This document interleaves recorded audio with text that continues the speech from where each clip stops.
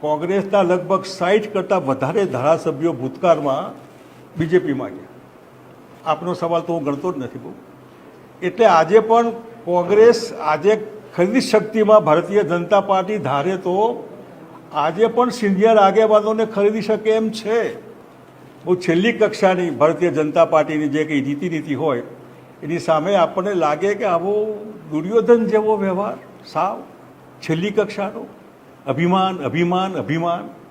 અને હું માનું ત્યાં સુધી આ અભિમાનને પોષક કરવાવાળા ધૃતરાષ્ટ્ર જેમને આખા પાટા છે એ બીજેપીના સિનિયર આગેવાનો હોય તો એમને દેખાતું નથી કે આ ઉજવણી ઉજવણી ઉજવણી ઉજવણી જાહેરાત કરોડો રૂપિયાની જાહેરાતમાં થોડી પણ જો પ્રજા માટે વાપરે તો અનેક બેકારોને રોટલા મળે, નોકરી મળે, મોંઘવારી ઓછી થાય.